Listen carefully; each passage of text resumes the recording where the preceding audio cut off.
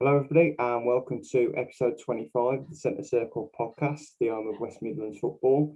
Joining me today for our next edition of the pre-season episodes, well, not pre-season for some, it's our very own Sam and Marc. How you doing, boys? Fantastic. Football's here after football didn't come home. No, it hasn't started yet, has it? The real stuff. The proper stuff. The noisy neighbours. We're none of that. Carbon copy of our very own Sam and Marc. So this is our Silver Jubilee episode as well. So we will be putting up some trivia on the Twitter page with a little bit of a giveaway as well.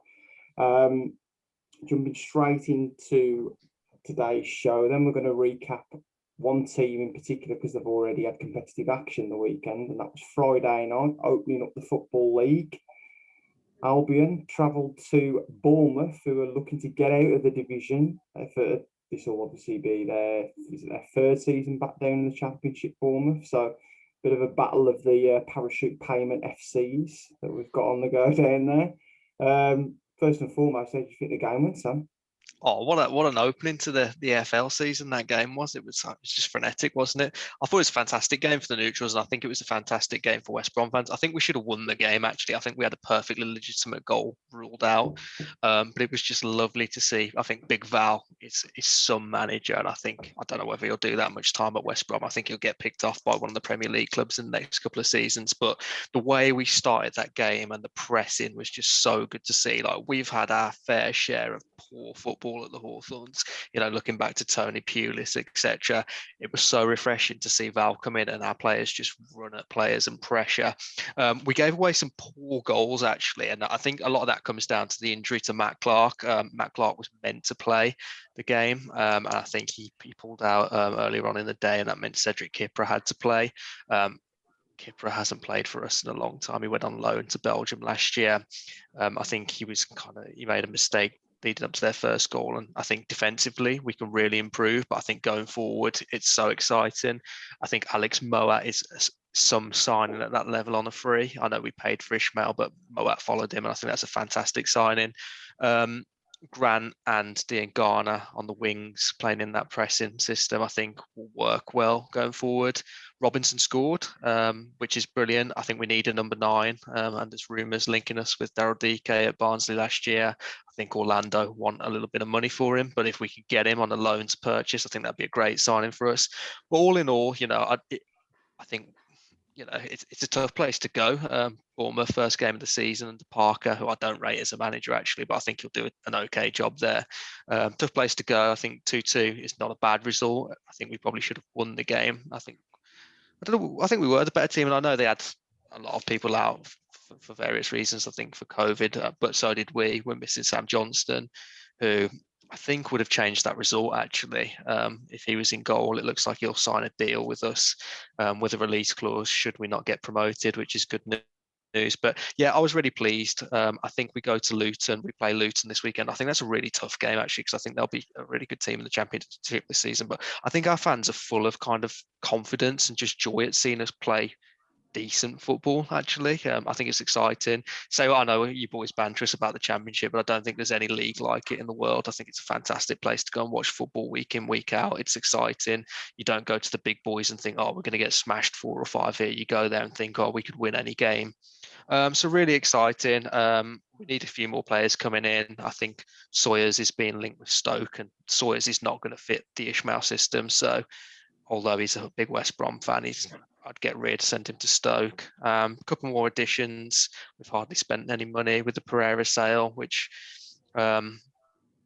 disappointing that out of all the clubs he's gone to Al Hilal, which is no ambition for me at all. I get it's a once in a lifetime financial package, but he's good enough for the Premier League. He showed that last year. Why not just go? And I appreciate we didn't get the offer that we kind of wanted for him, but we didn't get that from Al Hilal either. I think we probably sold him for 20 million in the end because we had no bids. When Buendia's going to Villa for, I think it was 30 to 35 million, and Pereira has got better Premier League stats than Buendia than when he played for Albion as the Buendia to Norwich. I just can't see why no one's took a chance on him. But it is what it is. It's a shame, but again, we've cashed in on him. Let's hope we reinvest the money. But I think things are looking up. The bookies have got us as favourites now after the first game, after watching Sheffield United and Fulham. I think we hopefully should win that league, actually. I don't see why we wouldn't based on that first performance. So, I think it's a good time to be an Albion fan. Absolutely, well said. Anyone in particular stood out for you on the pitch? Moat, I think he knows how Ishmael's going to play. He fits that too with Livermore. I'd probably try and replace Livermore, actually. I don't think Livermore works enough, but I think Moat's just a massive workhorse. He's got a good set piece in him. I think Connor Townsend, the left wing back as well, was someone we signed from Scunthorpe for a nominal fee a couple of seasons ago. I think he's going to be one of the top assisters in the Championship this season. I think he puts his all in every game. I'm a bit concerned with Button in goal if Johnston doesn't come back into the team. It's looking likely that Johnston will come back unless he receives a Premier League offer. It'd be Arsenal if he goes anywhere, I think now. But if Johnston comes back in and we get Daryl DK, for instance, I think there's not many teams I think there's a lot of teams that will struggle against us. I think the best team in the league are probably Fulham on paper, but the manager's a fraud, so I'm not too fussed about them. So yeah, I think really pleased. What's your game, Mark? I watched the first half. To be fair, it was good to watch. It was just good to watch football. I know it's the Albion and that, but probably echo most things that Sam says. To be honest, it was a great game. It's a great first game this season. I thought Albion were the better team. The bit I watched. And I was a bit sceptical on this manager because I think sometimes when you go into a club like Barnsley, it's like no real pressure is there. You know what I mean? Keep them up, and everything else is a freebie. Whereas he's going to go into Albion, and it's like really, if you don't finish in the top two, it's probably not been a great year. Unless you finish third on the last day or whatever. But even then, you've got the disappointment. But no, I think from what I saw, I thought Albion were the best team in that league anyway. Which obviously we'll come on to a bit later. But for me, nothing's I've seen has changed that. So yeah, I thought it was a good start by him. I also say you're possibly going to come on to it, but I'd say Blues as well. What a result that is for them. And it's when they're not in our league, I don't mind as much. No, I thought Blues were terrific. They showed steelness to me. To hold it out for that long, and it's basically on under 23s, isn't it? There was, to be fair, I thought that Sheffield United had a few chances, but Blues always looked in control for me.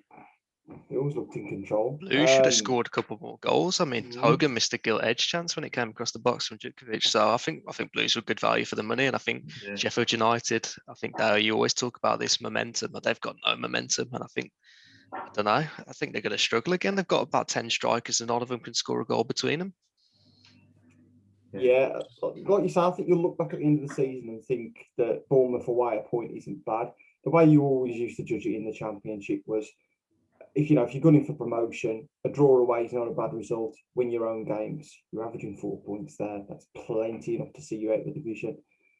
So for me, I think that's a decent start. You never want to lose your first game either. Was never going to be easy being the first team up as well. I thought you played quite well. I thought, like you say, Callum Robinson was for me was man of the match. For me, he was man of the match. Dean Garner, as always, maximum violence down that wing. You know what I mean? He's just you don't want to be playing against him, do you? For a fullback, he's just a nightmare player to play against. He might not necessarily always come up with an end product, but he'll beat a man, no problem. And that's Dean Garner on 50%. I mean, he's got no confidence. The kid didn't play last year. Allardyce didn't rate him. So he's a confidence player. So if he comes back, he'll get a run of games in the team. He's only going to get better, Dean Garner is, I think. Anyone else caught your eye from the division over the weekend? Blues, as Mark said. I think Blues are a good team on paper. I think the manager's a very good manager. He did a good job at Charlton. I think they're going to be dark horses of the year. A lot of people, I think, though, you mentioned QPR. I'm not too fussed about QPR, to be honest with you. They've got a decent team on paper, but people rave over Charlie Austin. I watched him at the Albion for 2 years, and he's nowhere near the Charlie Austin we used to think Charlie Austin was. They'll do all right, but I don't think they'll be promotion contenders. I know I said Silver's a fraud at Fulham, but I think they've got the squad that are going to have to do well because it's the best squad in the league. Unless they lose some bodies in there, they'll be up there, but they should absolutely smash that league, and they won't based on the manager. And Sheffield United, I don't know how they're going to get on. It's an enigma, isn't it? They could be really bad. I don't know. Were Blues that good, and Sheffield United are a good team, and Blues made them look ordinary? I don't know. I think for me, it kind of hammers home the point about the Albion, though, is I didn't think Bournemouth would be that good. And I'm not saying I thought they were amazing, but I actually thought Albion would go there and win. And in the end, I think it was it's a good result for Albion. So I think Bournemouth are going to, what you said before, you win your home games against them sort of sides, you draw your away. I think if you finish at a Bournemouth this year, you're probably going to go up. I don't think there's going to be too many sides above Bournemouth. Just doubts about the manager, isn't it? For me, I don't really rate Scott Parker. I think I don't, but then there were so many people in football that do. You were talking, there was rumours of him going to Spurs at one point. You know what I mean? It just, if there's honestly that sort of stuff said about it, surely he's good enough to get a team like Bournemouth up. Because again, you go about, like you say about Fulham, the squad of Bournemouth is pretty strong. There's not too many weak points. And you'd look at that and say, just off the face of it, you'd say that pretty much the three clubs that came down, you'd say are better than most in that league. Yeah, I think that gap sort of developed over the past few years. Teams that sort of come down do have that little bit more. I know Sheffield United obviously got beat, but they were dog shit last season anyway. But you're talking about Scott Park. I mean, even I was linked with the Spurs job. I was going to say. He was linked with it before it was popular. Hull obviously they stuffed Preston, but I think that's a bit of a false result. I think that's Preston and Paul. They finished last season really. They might go down. They might, surprise package to go down. Well, I don't think it'd be a surprise. I think the way they finished last season, they were especially in the Championship, weren't they? Anything's possible in that league. Anything. Well, yeah. I mean, we went down and we got was it something like 51, 52 points. We went down. We could have even been more than that, couldn't we? And I think I think that I'd only have ever got you relegated 1 in 20 something seasons in and around that. So, like you say, it just all depends on the season, really. You'd always sort of think that anything 80 plus was going to get you in that top two. Yep. So, transfers.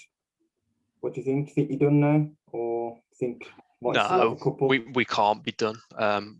We're just too threadbare. If you looked at our bench, I know we've got a couple of players to come back onto that bench. We've got Reach on a free. He's okay at that level. I'm ambivalent about having Reach. I don't think he's going to play week in, week out. I think we lack in centre midfield. We need cover for Livermore or Moat. And then we need a number 9. Callum Robinson will do a fantastic job, and as will maybe Matty Phillips if he plays, but both are not natural number 9s. And I think, we do need a number 9. And if it is DK or if it's Liam Delap we're linked with as well, I think either of them two would do a good job for us. Done at the back, done in goal. So yeah, a couple of players to come in. Hopefully we've got some budget now. We've sold Pereira. So unless the owner's taken it all, which is rumoured. But yeah, we should sign a couple more. And then I think decent squad, and it hopefully should take us up. Am I right in saying you didn't fill your bench on Friday? We didn't know. We had 6 players on the bench, but we've got the players to fill it. COVID thing as well.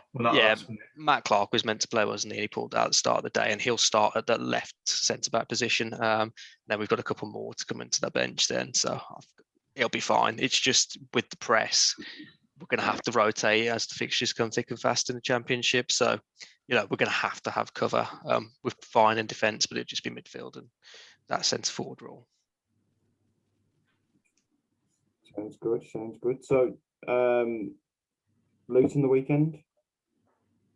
Yeah, really tough game, actually, I think. If you'd have asked me that a couple of seasons ago where they were struggling, I'd have said, easy walkover result. But I think they're going to be top half this season, Luton, again. And I think it's a tough game. I think we'll win. I think it'd be 2-0, but I think it's a tougher game than it has been in prior years.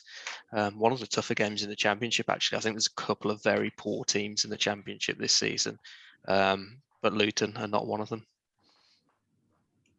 Good stuff. Just feels like last season just almost went in the blink of an eye, doesn't it? Didn't happen, did it really? You know what I mean? Felt like it just feel a bit like there's a few still out there, like the null and void brigade. It felt like a null and void season, didn't it? A little bit like it's just, no offense, but it kind of just doesn't feel to me as though you've ever been out of the championship. No, I agree. We went up, we got our parachute payments, and we're back in the championship. But Yeah, hopefully this time it only seems like 3 weeks ago. I remember texting you, and I think was it on the Friday night that was you away at Huddersfield or something?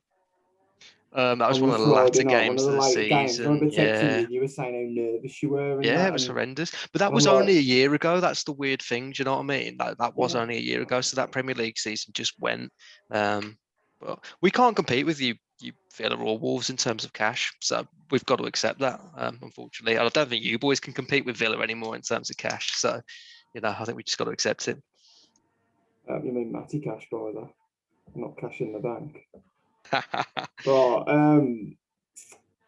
Like you just mentioned anyway, let's move on to Wolves. Let's move on to us. I'm gonna have to stay clear of this subject, but yeah. So transfer activity so far, it's been at a minimal. It's been quiet. We've had bloody rumours this, rumours that, but not much activity really. You were moaning to me the other day the fact that if you've got Morgan Gibbs White fronting up your new shirts, then you're banging trouble really.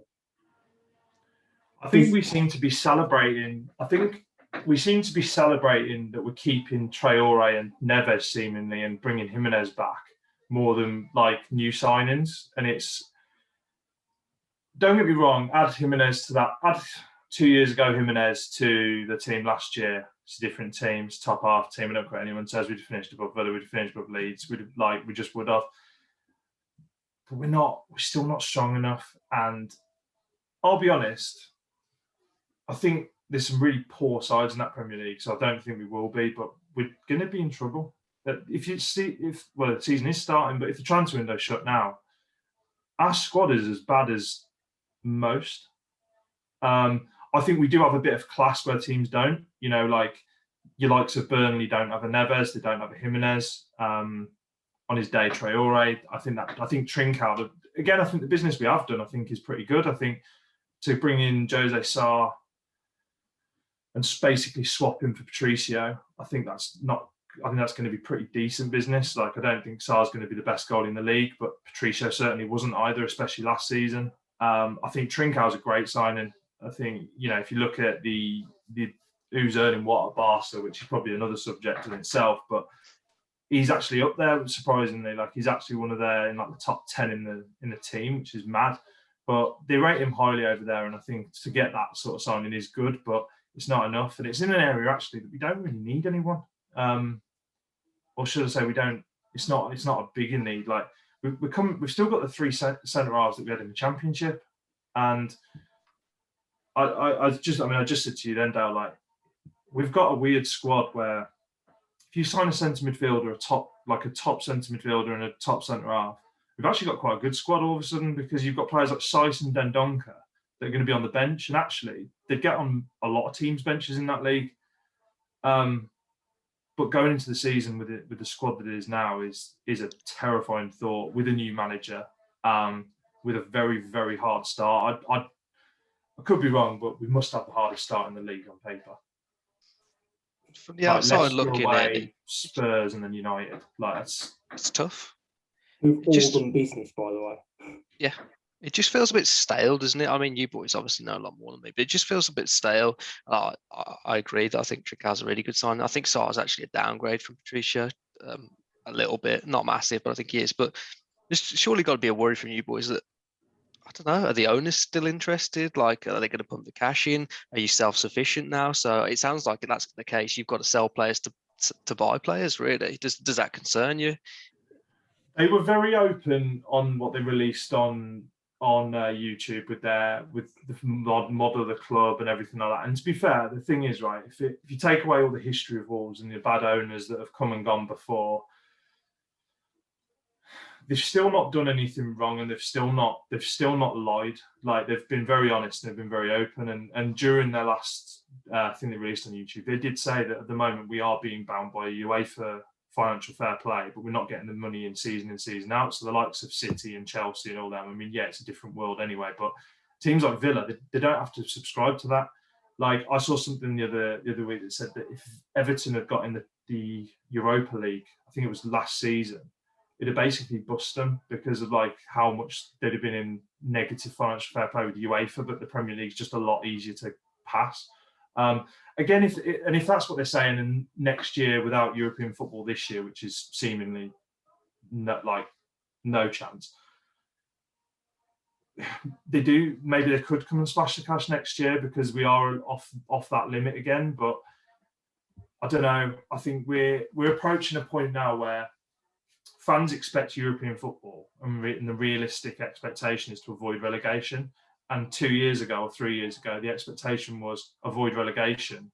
And actually, on paper, you looked at the squad and went, "Yeah, that's good enough to get into Europe." That isn't. It was, and that's a dicey game. And I think it's a game that Fosun haven't played with Wolves fans yet, and they're not a great bunch of fans to annoy. I'd love to see a good start to the season, and I do think Leicester is one of them games that actually we do play Leicester. When we play Leicester, we usually give them a game. Like, you know, last year, I think they rolled us over once. Was last year the Bolly and Ball? No. So last year we drew to them at 0-0, but we pretty much battered them. And Kasper Schmeichel made a worldie save from Fabio, did he quite late, and away. It was the Kilman dodgy penalty, weren't it? And we lost one. It always seems to be like either a really good game or at least a close game, and one that we always seem to sort of have a chance in. So I do think there's a potential we could get something on Saturday, but I'm not holding my breath on it. And my fear is that on paper we lose all three of our first games, which isn't necessarily that bad. I think there's teams better than us that will probably lose to all three of them this year. But you then put pressure on games like Brentford, like Newcastle, like Leeds, Villa. If you start losing them, like new manager, questions are being asked, and my genuine belief at the minute is that we'll be looking for a new manager in around January currently with the squad. Like, back him first to be sacked. I am like nothing against you guys. I just think he might be first to be sacked. I agree, because I think I just don't see at the minute we're not a better club. Like, you've got to give him a chance, and no matter what, people always moan about the manager, and sometimes they get backed and they fail. Like, it's fine, but you can't bring this bloke in and give him the same bunch of players that basically overperformed for a fair few years and ask them to play attacking, dynamic football, because it's not going to happen. Like, they were good at digging in, making themselves hard to beat, and getting some really good results. But the pre-season's been poor, and I don't read too much into it, but the bits I've seen have been terrible. At the minute, like, I don't want to be as negative as I am about Wolves, because we don't really have anything to be negative about, but I think you at the now on the head sound stale, and that's how it feels. It feels stale. It feels like it used to when you're in the Premier League for me. Like, the last couple of years, like, it's felt different to when we first got promoted, and then the second time, and that when you're competitive and you felt like you were always looking up and like going like, we could fish in the top 6, top 4. Like, pre-COVID, like, genuinely, we were looking at top 4 as like a chance. Now, like, top half. It's amazing how quickly that gap develops. It really is. That's sort of like one of the things I've quickly said before. I know it's been nothing but a repetitive subject, but one of the reasons, drilling all the way back to January when I first mentioned about Nuno coming out, I think was specifically for this reason, you see, because I don't know how much hands-on Bruno Lage has had in, with the transfers. However, he hasn't had the luxury of seeing any of these players in competitive football under his watch yet. He's had to wait for a European Championships to be over, then sort of drip fed these players back through and mishmashed them together. He hasn't really got a clue what his best 11 is, even if everyone was fully fit right now. So having that luxury of last season that we were never going to go down, realistically, that's why I sort of said that the last 10 games would have been the ideal time to have made the change. Bruno Lage has been out of a job, and it's been, mooted behind the scenes that he's been lined up since Christmas. He's not just been plucked out of thin air. This, for me, has been lined up for a long time. why the club chose to wait for so long to pull the trigger. You know, let's see how the first 10 games go on the pitch first before we start making, you know, severe judgments about how the club have handled the whole situation, because they have been quite transparent. They did get the manager in quite quickly, not quick enough for me. I would have obviously gone back into last season, but I think there's finances involved in that, though. I think there's definitely finances in leaving it till the end of the actual season. I'm not in any way, I'm not clued up on that enough. But I imagine, like, you often see managers leave either in January when they know they're happy to take the financial sort of punishment of whatever it will be, or give them just a full season. As well, I don't think Wolves wanted the drama of what that would have been. You know, it was bad enough the way it was done, but like, I think letting him go like with 10 games, I think would create even more of like, oh, he's been sacked. Whereas like, he did leave under this thing of where there's a mutual agreement. Whereas like, I don't see why any manager would mutually agree to leave 10 games left in the season. So I think it just creates a bigger sort of problem. But I know what you mean. I don't sort of disagree with you from a football point of view, but it'd just be nice to be linked with players as well. Like, you know what I mean? Like, it'd be nice to see us like, and not daft players, because that's just a problem. Like, whenever we are linked, it's players that ain't coming. Like, it's just like story fillers in like a Portuguese paper or whatever. Tarkovsky just does not fit the profile of I saw a really good one that today. We're going to go for. Like, I saw a really good one today. It was Vestergaard from Southampton. Like, I liked him before he signed for Southampton. So, but I don't mind that. Like, I don't mind making a rival weaker. So, like, but it'll be. I genuinely don't think we'll make another signing. I think that's our squad now. I think we will make one, personally. I do think that we'll make one. Whether it's going to be a total game changer, I'm really not so sure. It's likely to be a loan, you see, because I think we've still got the flexibility of one more loan, haven't we? We've probably got a couple, haven't we? Trincao. We're only allowed 2, I think. So I think we have still got Depends where they come from, doesn't it? One loan. Say we've had more than 2 in the past. Well, it's felt like that anyway. But yeah, transfer activity wise, both agree. Definitely not good enough. Season prediction, where you think will come from both of you? 15th. I had 15th. I was perhaps on the good stuff over there, because I did predict us to finish 10th in the top half finish. But it's always difficult to predict pre-season anyway, I think, because like I said, transfer activity might not be done, and you never know. I do fancy to get a result at Leicester. I still can't rate them to sign 2 players. 11. I really don't. Sign 2 players, I'd say top half, genuinely, because I think 2 players will change us massively if they're a centre back and a centre mid. But currently, like, it's a lot of faith to put in players that I didn't have much faith in. Play for Nuno. Never mind a new manager. Like, a lot's going to come down to Raul as well, though, isn't it? Is Raul going to come back as the same player? That's such a big injury to come back from. Like, you know, is he going to be scared of heading the ball? Is he going to go in 100%? You know, he's phenomenal. Raul Jimenez is one of the best strikers in the Premier League, but is he going to be back the same player? And I think that'll have a massive impact. We saw last season it had a massive impact when he got injured. It might have a massive impact on how you play. Like, Fabio's okay, but he's no Raul, is he? No, I do agree. I think he's in for a really good year, by the way, this year. He's your dark horse. Fabio or Raul? Fabio. I just think I think if Raul is back in any capacity, I think it takes a bit of the pressure off him. He seems to have put on at least a stone and a half in weight.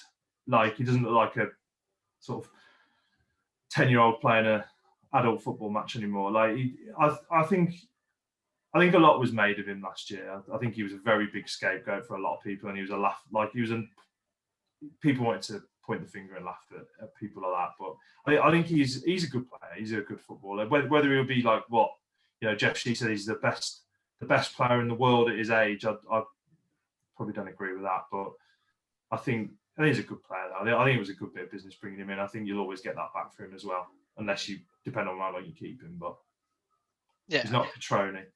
Is he still on your books, old Catrone? We can't get rid of the bloke. Yeah. He was touted as a really good player, wasn't he? I genuinely can't remember a player who's been loved by the fans as much as that lad, because he's terrible. Helicoba.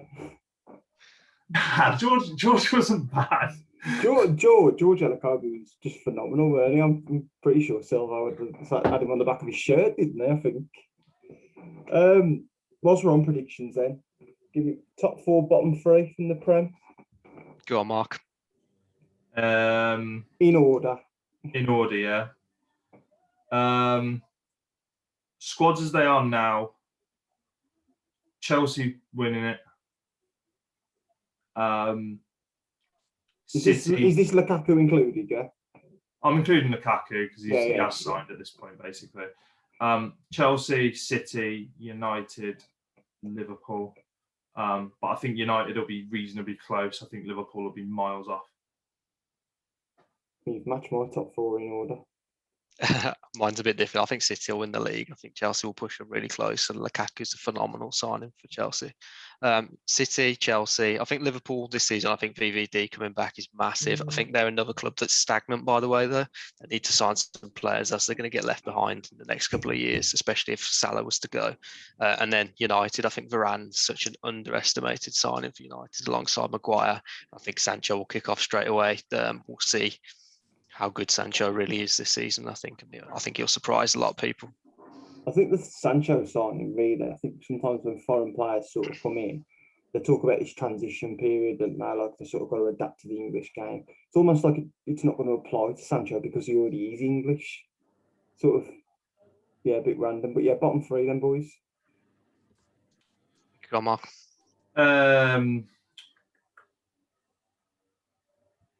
Southampton, Brentford, Watford.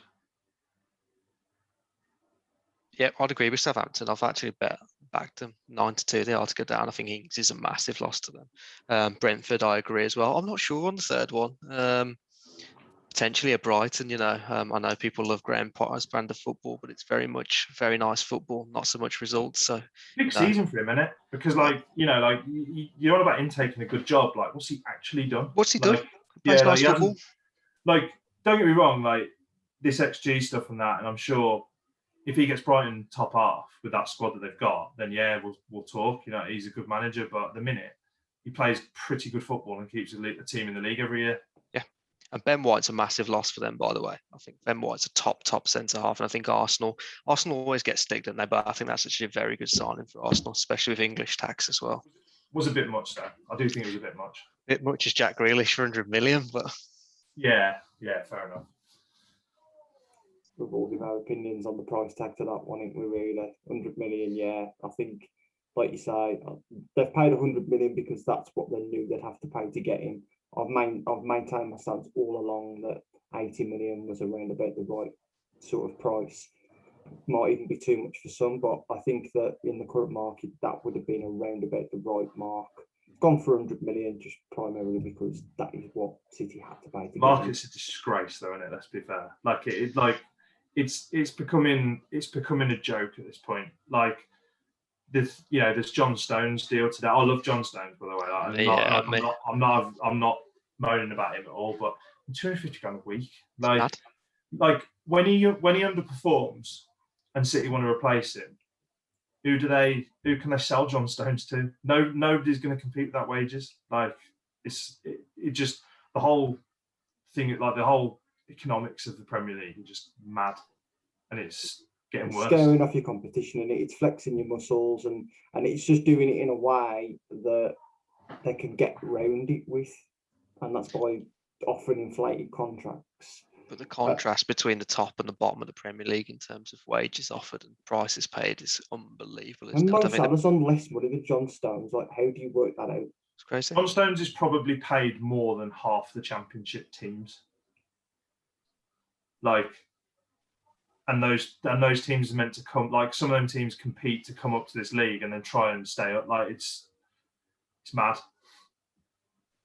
It's money, isn't it? And that's unfortunately what football is at the moment. Talking about wages, you had a bit of a thing to say to me today about Messi. I've said today that going to PSG, it's just so dull and so like obvious, isn't it? I can't stand the kid, so I just don't understand really why you would go there. Like, I love Messi. He's my my go to whatever you want to call it. I think that he's absolutely outstanding. But like, I do feel a little bit of disappointment of the fact that like, for a legacy, like that's the one thing I will say about Ronaldo is that he has done it, off his own back. He's gone to the three biggest leagues in Europe. I mean, obviously the Bundesliga, but Serie A, Premier League, La Liga, traditionally are the three biggest leagues, and for coefficient purposes, all through the 80s and 90s, they always were as well.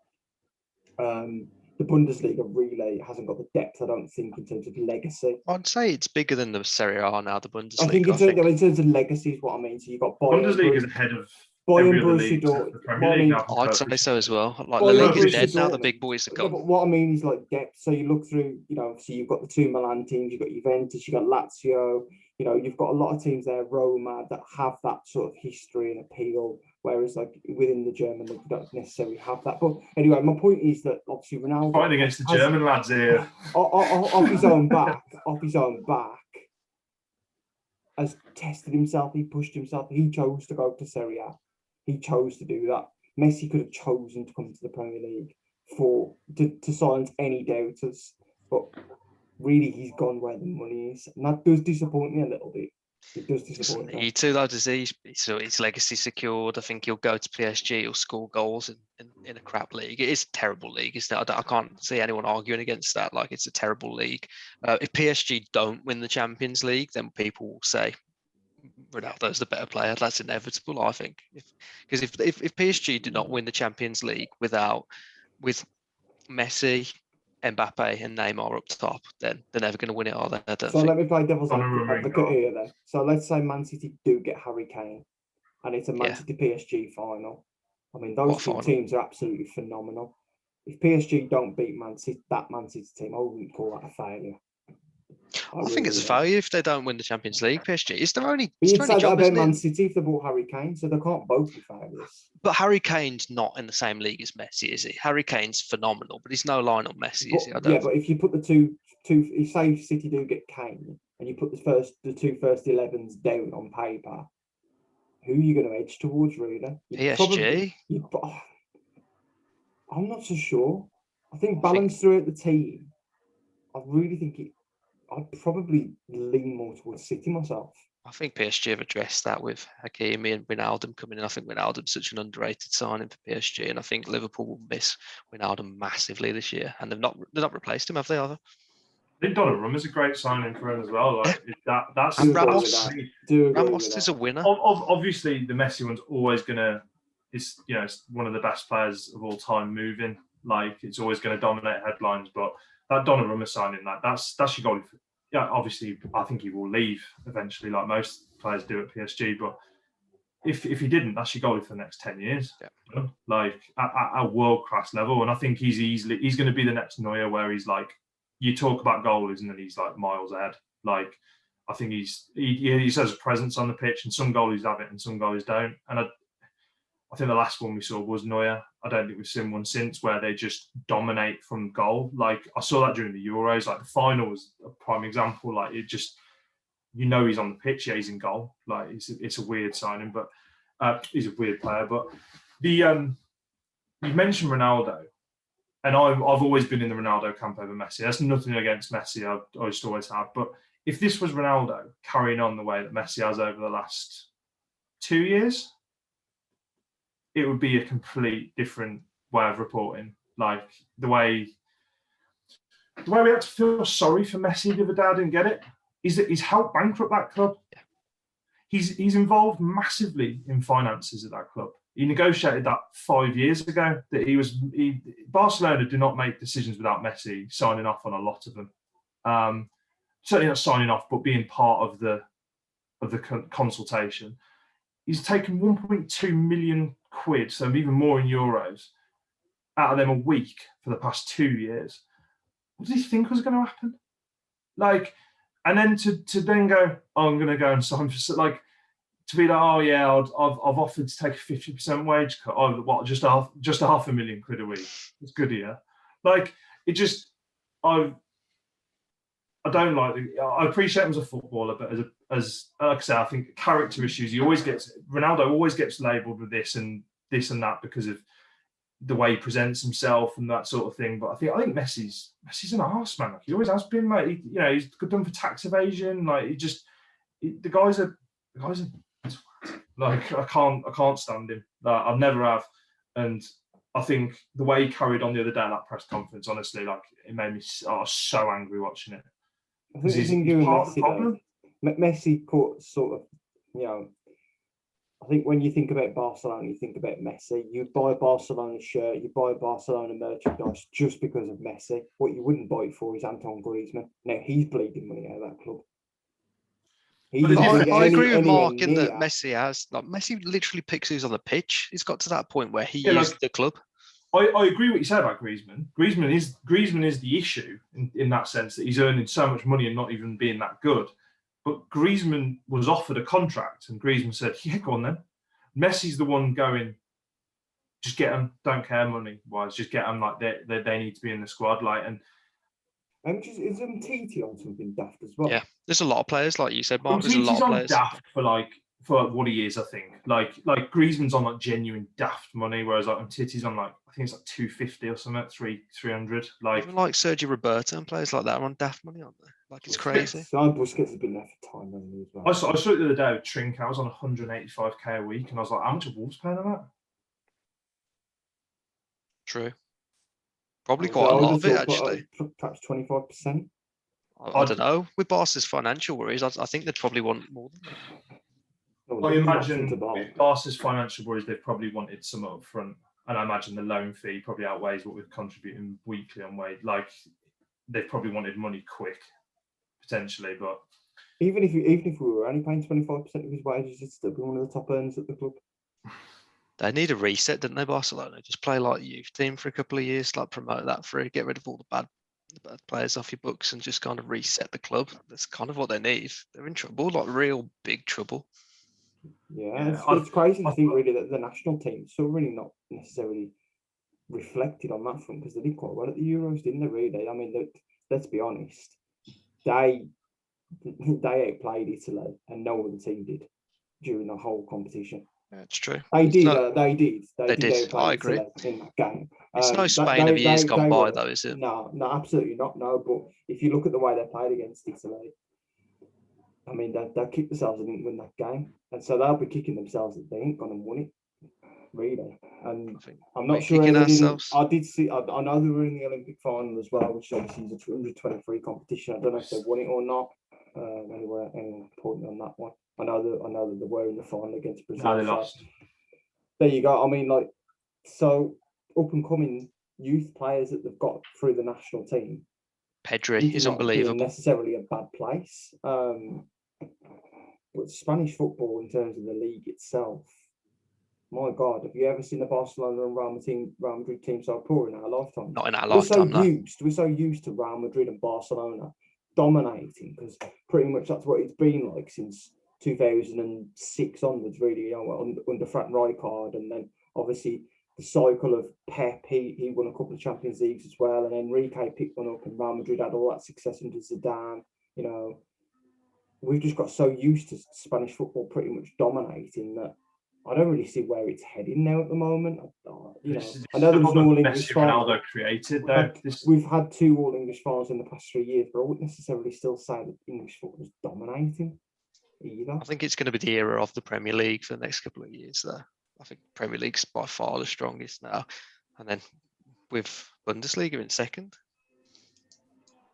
I just think the Spanish football thing is just what Messi and Ronaldo kind of made it. Yeah. It was if you like, even our lifetime, but like throughout the Barcelona teams of Ronaldinho and stuff, you say Ronaldinho, but there was countless players at the time that were. I mean, Messi himself was involved. I think was he towards the early start of his career and stuff. But there's always been other players. There's always been sort of 5-6 names. Yeah, this might have been spearheaded by one players or whatever, one of the players, whatever. But Real Madrid, Galacticos. The Galactico. Yeah, it was never the Galactico, but that's what it felt. That's what it ended up being. It was basically a rundown version of some of the more loyal players at Barca, plus whoever they can get their hands on with Messi, versus like are kind of the same with Real Madrid. Like, and it's just gone stale because just all they've done is thrown countless money at these players, and they just bankrupted themselves. They've bankrupted the league. Like, the daft thing is, they're so bad, yet they're still going to finish in the top 3 comfortably. Like Atletico Madrid, they won the league last year. I'd say, they're probably going to be right up there again. But it's a terrible. For me, they're going the Italian route. I think that league soon could be. It's a funny, like you say, like there being sort of no money. I mean, it's almost ungoverned in a way, isn't it? Because they negotiate their own TV deals, and you look at the grounds, for example, like they're all shitholes, really. They're all run down. You look at the Mestalla. I mean, it's rotting away, really. You've been to the new camp? I don't even think the new camp's that nice. It needs a paint job. That's what I mean. All the stories that come out of it. I mean, the new camp needs a bulldozer running through it. I went last year and it's not that 2019. It's not a lot of people make it like it's a massive ground, but it needs work doing on it. The training ground's better. The training ground. That's better than new camp. It's just insane, is it? And you look at Atletico Madrid and you think, actually, they're proper run club because they've obviously just financed a brand new ground, just one of the best grounds in Europe. Their support is phenomenal. They've just nailed down Simeone for another how many years. They've had no like massive ins and outs, have they? They've always been pretty consistent in Europe as well. So they could end up just by default, in a sense, pretty much dominating Spanish football for the next 3 to 5 years. They've spent a bit like frugally, didn't they? They bought the young lad from Portugal for a daft amount of money, didn't they? I can't remember his name escapes me. Yeah, that was a daft amount of money, and he doesn't get the team sometimes. It's crazy, really. João Felix. Yeah, João Felix. About 109 million, that was, wasn't it? It's madness, really. You don't really hear a lot about him, do you? I think he struggled to get in the Portuguese side. Or I don't think he got in the Portuguese side, actually. No, he was there, but no, like you said, I think English teams are just going to dominate again. Like you said, a bit by default. Like Chelsea won the Champions League last year. Chelsea aren't the best, but Chelsea aren't the best team in our league at the minute. I know I've said I think they'll win the league, but it doesn't necessarily mean I think they're the best. Certainly the best squad, but. It's mad. Like, it's actually quite funny that you bring that up. Because obviously, England have won 6 Champions Leagues, and on 4 occasions, the team that's won the Champions League hasn't even won the domestic league from England. I think a lot of it goes on like Liverpool, for example. Not the first time they've won it, but like the Istanbul, like they weren't the best team, were they? They were nowhere near the best team. Like there's something about Liverpool in Champions League. Like there's a part of going to Anfield that the best sides, the best players can't do it there. Like on a night, like it's a weird competition. It's a weird format as well. Like if you played a lot more competitions over that type of format, you would get odd results. And it's like obviously it's the same format you use in the Euros and the World Cup, and the best team doesn't always win that on paper. Certainly, there's no way Italy on paper are better than England. That's why most, to be honest, like ex-pros, etc., they always say that winning the league necessarily could, it's the pinnacle really, like for professional players, because it's the ultimate test, isn't it? It really is the ultimate test. Other than obviously Leicester in our lifetime, you've not really had many flukes. The best team do always win. The most consistent team do always win. So Champions League, then, boys, in a word, who's going to win it? Chelsea again for a double. I want to go with Man City because Chelsea will win the Premier League, and City I don't think can do both, and it will be all eggs in the Champions League basket this season. Same Bayern Munich. Left field. I thought it's a good team, though, aren't they? They're going to win the Bundesliga an absolute cancer. I know they usually do, but like they usually actually work for it. Like I'd love to see the stats on how many times they're top at the winter break in Germany. They're never usually top, and then they usually win every game in the second half of the season. And I think this year, just the Bundesliga is actually going to drop off. I don't think any club in there is particularly great other than that. I think Haaland doesn't want to play at Dortmund, despite what he says. I don't think Leipzig are going to be great. They'll be fine again. So I think they'll win that at a cancer. And you can never write off when you've got a player like Lewandowski. But if Kane goes to City, I think for me that's the team to beat. I just think they always find a way to overthink it, doesn't he, Pep? I don't know. Yeah, Should have won it last year. That's the thing. I think it'll have et him up all summer. How he let that final go away, and how Tuchel literally just shut him down in every department, didn't they? I mean, I'm not to say that I've sort of slagged the guy off. Probably just don't rate him as highly as others, but you know, N'Golo Kante in that final. Marc's favourite player. He was. Kante, people just overcomplicate N'Golo Kante, man. Like, if he in a game where you're not going to have a lot of the ball, he's great because he can get in the way, and he's the best player at like intercepting the ball I think there's ever been. Like, he's fantastic at it. You will need to dominate the ball. Like, no one ever says, "Oh, N'Golo Kante played well the other day against Burnley." Like, it just doesn't happen because he's not good. He's not good on the ball. Like, in a game, but the thing is, the games where you're not going to dominate the game, the big games, finals, semi-finals. So that's where he looks good. In Chelsea last year, but he was terrible in the first half, like of the season. Like, so the thing is, I don't dislike him. I just don't think he's a Ballon d'Or winner like some people do. Like, he's a big game player because he does what you need to do to win big games. So, but I don't think I can't see Chelsea doing it again. Surely, but I think they're stronger than they were last year. So we'll see. Absolutely, they are just a nightmare for anything. They've played himself into a problem there. I think he's. I like Werner actually. Werner gets a lot of stick, but he suits the way Chelsea play because he creates chances, doesn't he? I think the offside rule this year with laxing a little bit. I think he'll actually do well this year, and I think Havertz. I know you're a fan, Mark. I think Havertz will come massively, like step up this year. I think he's going to be a problem. 100% I think Havertz could be the best player in the league this year. And then I think Chilwell's a phenomenal left wing back as well if they play. Their squad, though, you look at Chelsea's squad, like they do have exceptional depth.